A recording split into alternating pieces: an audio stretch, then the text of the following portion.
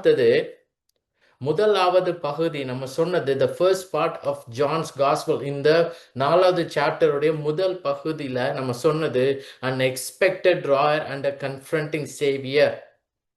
எதிர்பார்த்த மொள்ளுபவரும் எதிரிட்ட இரட்சகர்னு பார்த்தோம். அதுல முதலாவது செக்ஷனுக்கு தான் நம்ம சொன்னது Jesus offered to satisfy the need. அவளுடைய ஆத்தும தேவையை திருப்திப்படுத்த இயேசுவின் அழிப்பு அப்படின்னு பார்த்தோம். 2வது செக்ஷன், அது முதல் 26 வசனங்கள், 27லேருந்து 39வது அந்த செக்ஷன்ல இருக்கும். அந்த செக்ஷனுக்கான title Jesus example to reap the harvest. அறுவடை செய்ய இயேசுவின் உதாரணம். இந்த உதாரணம் அங்க இருந்த அந்த 5 சீஷர்களுக்கு மட்டும் இல்ல, நமக்காகவும் எழுதப்பட்டிருக்கிறது. ஸோ அதில் தான் இயேசுவானவர் சொல்றது இந்த 2வது செக்ஷன்ல அவருடைய தனிப்பட்ட பணி. எதற்காக அந்த வசனம், அந்த ஸ்டேட்மெண்ட் அவர் சொன்னார்னா, இதுக்கு முன்னாடி 27வது வசனத்துல பார்த்தீங்கன்னா சீஷர்கள் ஆச்சரியப்பட்டார்கள். ஏன் ஆச்சரியப்பட்டாங்க? அவர் ஒரு சமாரிய பெண்ணுடன் பேசி கொண்டிருக்கிறார். 28லேருந்து 30ல அந்த சமாரிய பெண் ஒழுக்கமற்றவள், இயேசுவானவரை கிறிஸ்து என்று அறிந்து கொண்டு அவ என்ன பண்றா, அந்த சீக்கார் ஊருக்கு போய் தன்னுடைய மக்கள் இடத்துல சொல்றா. 28லேருந்து 30ல அழைக்கிறா, வந்து பாருங்கள் அப்படின்னு சொல்றா. அவர் கிறிஸ்து தானோ அப்படின்னு சொல்றா. அடுத்தது 31லேருந்து 33ல சீஷலுக்கு ஒரு குழப்பம். அந்த குழப்பம் என்ன? அவர்கள் இயேசுவின் இடத்துல சாப்பிடுங்க, போஜனம் இருக்குது அப்படின்னு சொல்லி கொண்டு வராங்க. ஆனால் இயேசு என்ன சொல்றார்? என்னிடத்தில் நீங்கள் அறியாத போஜனம் என்னிடத்தில் இருக்கிறதுன்னு சொல்றாரு. I have food that you do not know about அப்படின்னு சொன்ன பிறகு அவளுக்கு ஒரு குழப்பம். அந்த குழப்பம் என்ன? இயேசுவானோர் இடத்துலயும் போஜனம் இல்லை, அதனாலதான் அனுப்பிச்சாரு. நம்ம தான் போய் சீக்கார் ஊர்ல இருந்து போஜனம் வாங்கிட்டு வந்தோம். அப்படி இருக்கிறப்ப எப்படி அவர் சொல்லலாம்? யாராவது கொடுத்துருப்பானோ? Has anyone brought him something to eat அப்படின்னு சொல்லி அவங்களுக்குள்ள பேசிக்கிறாங்க. அந்த குழப்பத்திற்கான பதில் தான் இந்த 34வது வசனம். அந்த போஜனம் நீங்க நினைக்கிற மாதிரி உடலுக்கான போஜனம் இல்ல, இது ஆத்துமாவிற்கான போஜனம். அந்த போஜனம் என்னன்னா, பிதாவானவருடைய சித்தத்தை செய்து அவருடைய கிரியையை முடிப்பதே. அப்படிப்பட்ட போஜனம் தான் என்னிடத்துல இருக்கிறதுன்னு சொல்லி இயேசுவானவர் சொல்லுகிறார். இப்ப அடுத்தது நம்ம பார்க்க போறது 35லேருந்து 39வது வசனம் வரையும். நம்ம பைபிள்ஸ்ல சம்டைம்ஸ் பேராகிராஃபா இருக்கும். அது 38வது முடிஞ்சிடும். ஆனா நம்ம 39ஐயும் சேர்த்துக் கொள்கிறோம் இந்த பகுதியில். 35லேருந்து 39வது வசனம், அதற்கான தலைப்பு ப்ரொடக்டிவ் கமிஷன். ஆக்க வளமுடைய கட்டளை, அவர் உண்டு பண்ணும் பணி. நம்ம நிறைய நேரம் பல காரியங்களை பண்ணுவோம், but it won't be productive. அது ஃபெயிலியரா முடியும், நம்மளால செய்ய முடியாது. there is no success. கஷ்டப்பட்டிருப்போம், ஆனா அது நாம் எதிர்பார்த்த அந்த விளைவை கொண்டு வராது. ஆனா இங்க இயேசுவானவர் சொல்கிறது இட்ஸ் about productive. அது சக்சஸ்ஃபுல்லா முடியும். ஸோ ஒரு முறை நம்ம வாசிச்சுட்டு இதுல இருந்து நம்ம தொடர்ந்து தியானிக்கலாம். யோவான் 4வது அதிகாரம் 35லேருந்து 39. அறுப்பு காலம் வருகிறதற்கு இன்னும் 4 மாதம் செல்லும் என்று நீங்கள் சொல்லுகிறதில்லையா? Do you not say there are yet 4 months, then comes the harvest? இதோ வயல் நிலங்கள் இப்பொழுதே அறுப்புக்கு விளைந்திருக்கிறது என்று உங்கள் கண்களை ஏறெடுத்து பாருங்கள் என்று நான் உங்களுக்கு சொல்லுகிறேன். விதைக்கிறவனும் அறுக்கிறவனுமாகிய இருவரும் ஒருமித்து சந்தோஷப்படத்தக்கதாக அறுக்கிறவன் கூலியை வாங்கி நித்திய ஜீவனுக்காக பலனை சேர்த்து கொள்கிறான். 37வது வசனம், விதைக்கிறவன் ஒருவன் அறுக்கிறவன் ஒருவன் என்கிற மெய்யான வழக்கு சொல் இதனாலே விளங்குகிறது. The saying is whole true. One sows, another reaps. 38, நீங்கள் பிரயாசப்பட்டு பயிரிடாததை அறுக்க நான் உங்களை அனுப்பினேன். மற்றவர்கள் பிரயாசப்பட்டார்கள், அவர்களுடைய பிரயாசத்தின் பலனை நீங்கள் பெற்றீர்கள் என்றார். நான் செய்த எல்லாவற்றையும் எனக்கு சொன்னார் என்று சாட்சி சொன்ன அந்த ஸ்திரீயினுடைய வார்த்தை நிமித்தம் அந்த ஊரில் உள்ள சமாரியரில் அநேகர் அவர் மேல் விசுவாசம் உள்ளவர்களானார்கள். இந்த வசனத்தை நம்ம கேட்டுட்டு ஒண்ணுமே செய்யலன்னா 2 காரியங்கள் தான். முதலாவது, நம்ம மற்ற மக்களிடத்துல ஒரு அக்கறை கிடையாது. நம்ம இந்த வசனங்களை வாசிச்சோம். It is very clear. இது எதை பத்தின்னு ஒரே காரியம் தான். அது என்னது? சுவிசேஷத்தை அறிவித்தல். It's about evangelism. அவ்வளவுதான். இந்த வசனங்களை நம்ம கேட்டுட்டு இல்ல படிச்சுட்டு ஓகே இது நல்ல வசனம் அப்படின்னு சொல்லி ஜெபிச்சுட்டு ஒண்ணுமே செய்யாம இருந்தா 2 காரியங்கள் தான். ஒண்ணு, மற்ற மக்களை பற்றி அக்கறை கிடையாது. அவிசுவாசி. நமக்கு தெரியும் நிறைய ஹிந்துஸ், முஸ்லிம்ஸ் நம்மளை சுத்தி இருக்காங்க. நம்ம மீட் பண்றோம், பேசுறோம், ஃபேஸ்புக்ல பாக்குறோம், சோசியல் மீடியால இன்டராக்ட் பண்றோம்.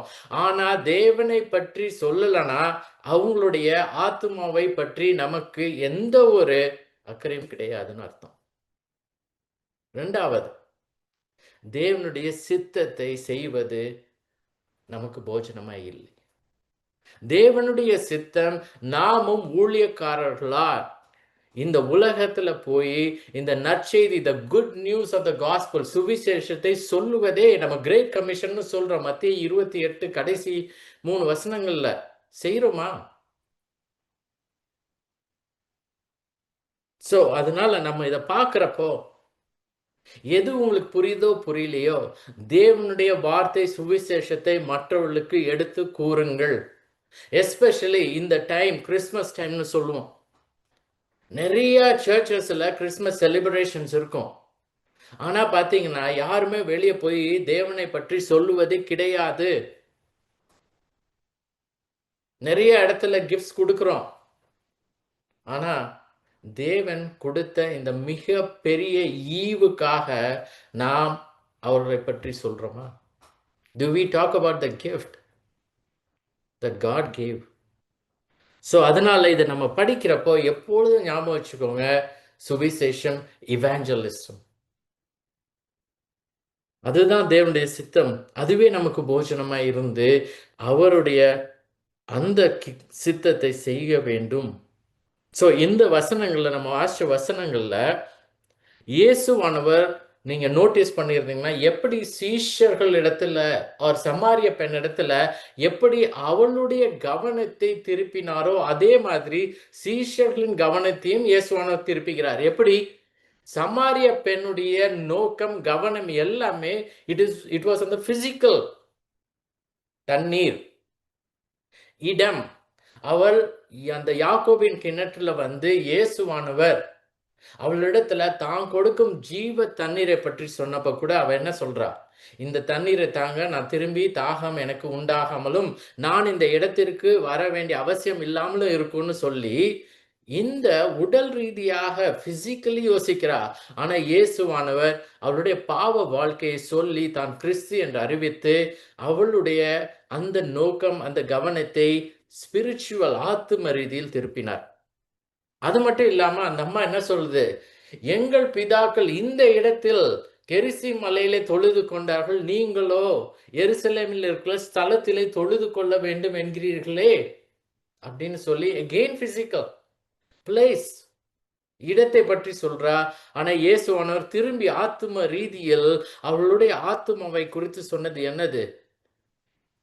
இந்த வேளையில் இருந்து எல்லா இடத்திலும் பிதாவை தொழுது கொள்ளும் காலம் வரும், அது வந்து விட்டதுன்னு சொன்னார். அது மட்டும் இல்லாம அவர் சொன்னது பிதாவை எப்படி தொழுது கொள்ள வேண்டும், எந்த ஆட்டிடியூட், எந்த மனப்பான்மை, ஆவியோடும் உண்மையோடும் தொழுது கொள்ள வேண்டும். யோவான் 4:24. சோ நீ இடத்தையும் இந்த பிசிக்கலி யோசிச்சுக்கிட்டு இருக்க இந்த தண்ணீரை பற்றி நீ ஸ்பிரிச்சுவல், உன்னுடைய ஆத்மாவை குறித்து நீ பார்க்க வேண்டும்னு சொல்லி மாற்றினார். அதே போல இங்க சீஷர்களும் என்ன பண்றாங்க? பிசிக்கல் யோசிக்கிறாங்க.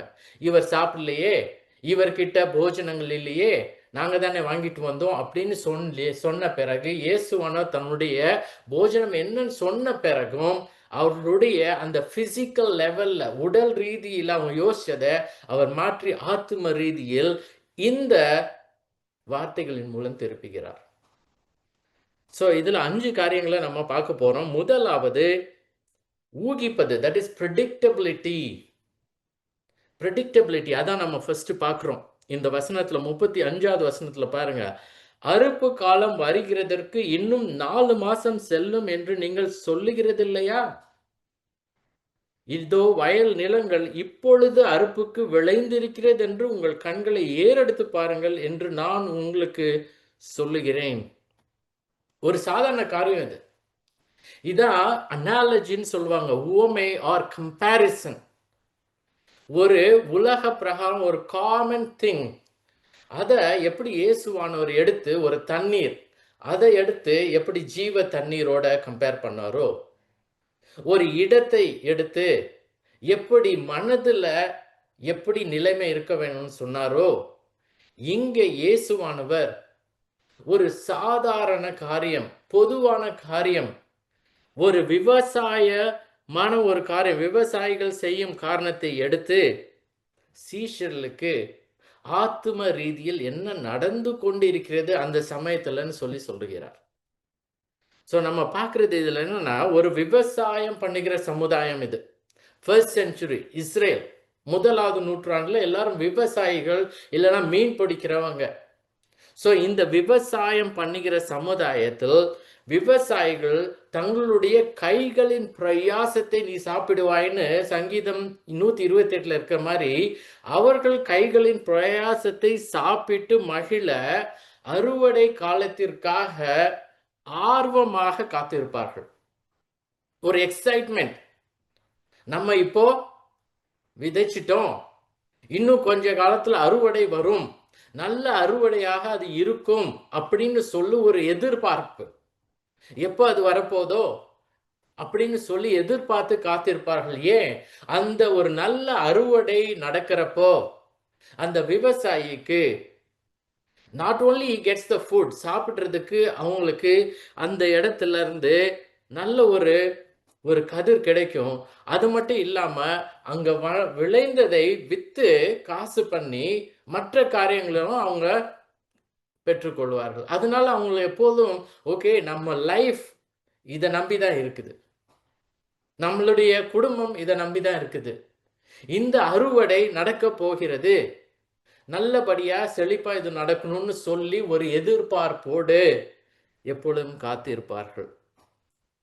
இப்போ இயேசுவானவர் சொல்றது, ஒரு விவசாயி விதைத்தவுடன் எப்படி அந்த அறுவடைக்காக காத்திருப்பானோ, எப்படி ஒரு கவுண்ட் டவுன் பண்ணுவானோ, ஓகே இன்னைக்கு நம்ம விதைச்சிட்டோம், இன்னும் 4 மாசங்கள்ல அறுவடை நடக்க போகுது, ஒரு மாசம் முடிஞ்சிருச்சு, இன்னும் 3 மாசம் தான், 2 மாசம் முடிஞ்சிருச்சு, இன்னும் 2 மாசம் தான் இருக்கு, 3 மாசம் முடிஞ்சிருச்சு, அடுத்த மாசம் அப்படின்னு சொல்லி ஒரு கவுண்ட் டவுன் பண்ணுவானோ, அது மாதிரி நீங்களும் நோக்கி பாருங்கள். இங்க பாருங்க, இயேசுவானவர் சொல்றது என்னது?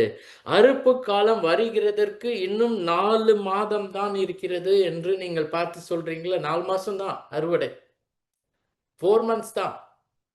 எப்படி ஒரு விவசாயியும் ஒரு சீஷனும் அங்க இருந்த மக்களும் எதிர்பார்ப்பார்களோ அதை ஒப்பிடுகிறார்.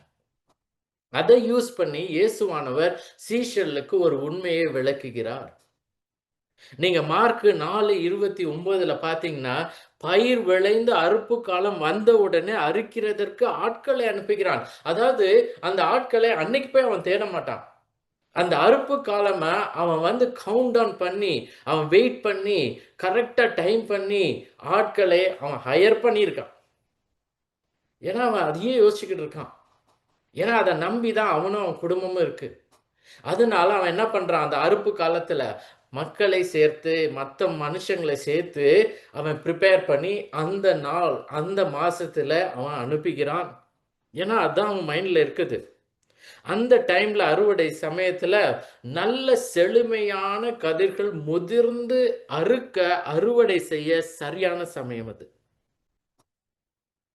சோ இங்க இயேசுவானவர் சொல்றது அந்த மாதிரி, அந்த 4 மாசத்துக்கு நீங்க வெயிட் பண்றீங்க இல்லையா, 4 மாசத்துல அந்த அறுவடை வரும்னு அதை எதிர்பார்த்து காத்திருக்கீங்களா இல்லையா, அதே மாதிரி இப்ப அறுப்பின் காலம் வந்து விட்டது உங்களுக்கு. இந்த அழிப்பின் காலம், இந்த கதிர்களை அறுக்க இல்ல, ஆத்துமை அறுவடை செய்ய தேவனுடைய ராஜ்யத்தை விரிவுபடுத்துவதற்கான இந்த அறுவடை காலம் வந்துவிட்டது. நீங்க இன்னும் வெயிட் பண்ணணும்னு அவசியம் கிடையாது. 4 மாசம் கழிச்சு தான் இந்த மக்களை தேவனுடைய ராஜ்யத்துல சேர்க்கணும்ன்றது கிடையாது. ஆத்தும அறுவடை செய்ய நேரம் வந்துவிட்டது. சீஷர்களே பாருங்கள்,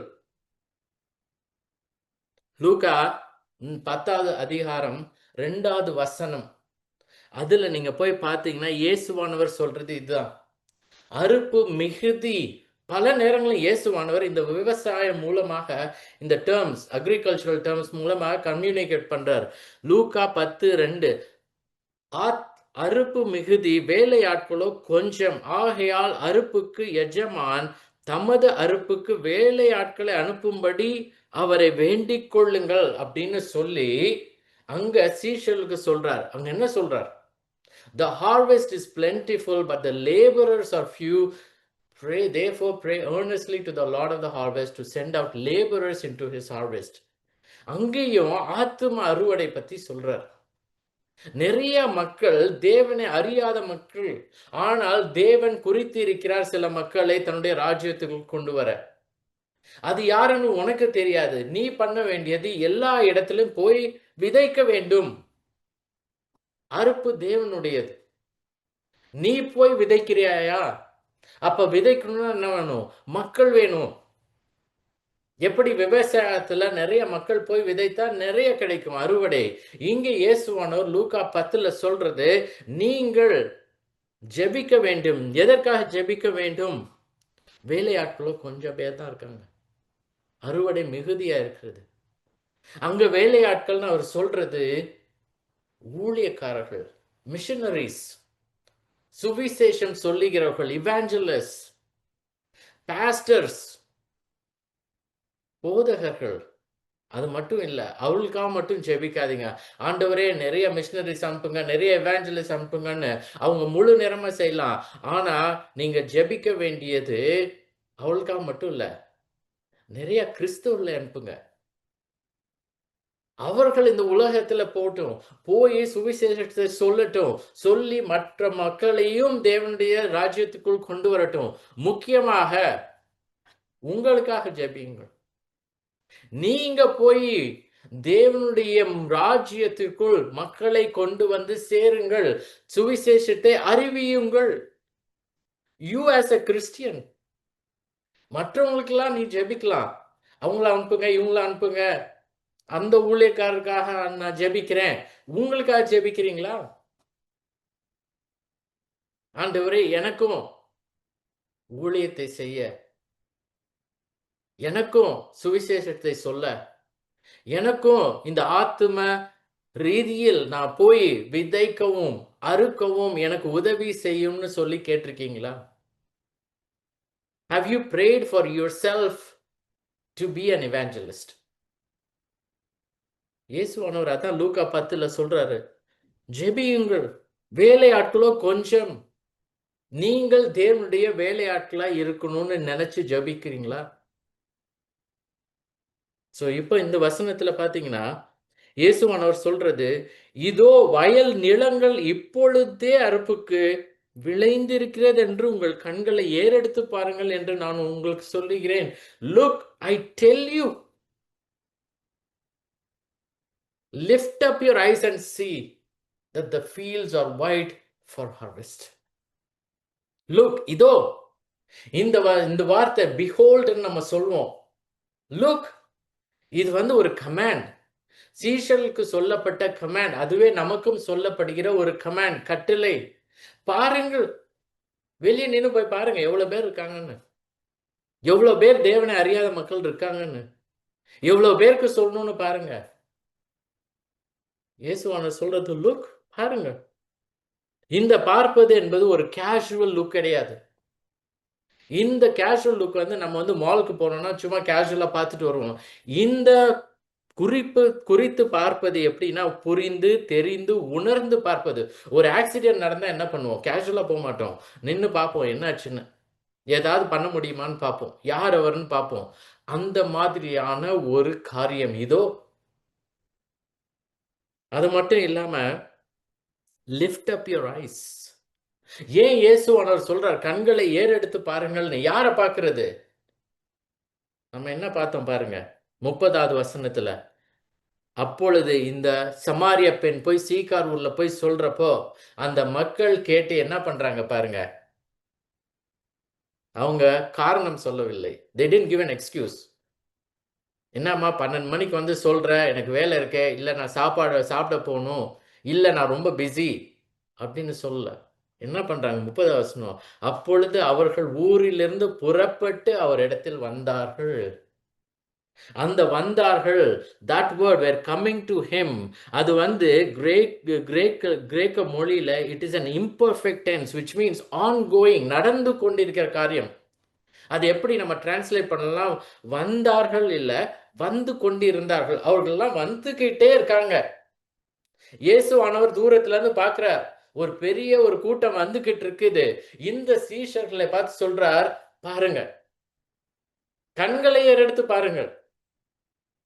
இந்த பாருங்கள் இருக்கு இல்லையா? see.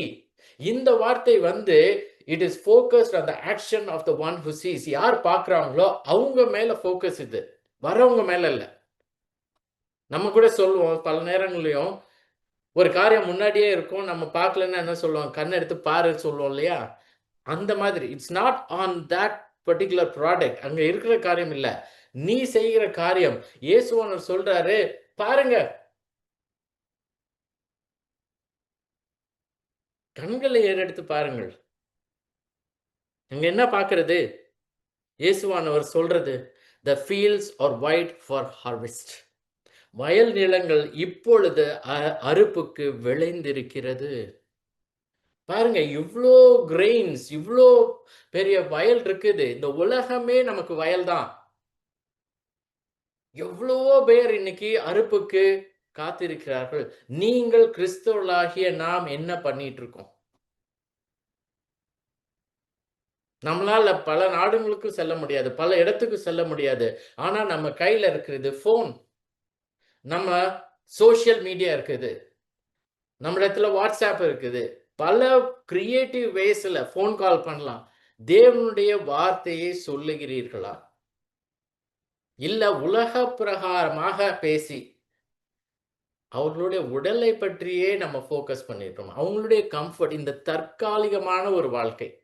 Temporal life.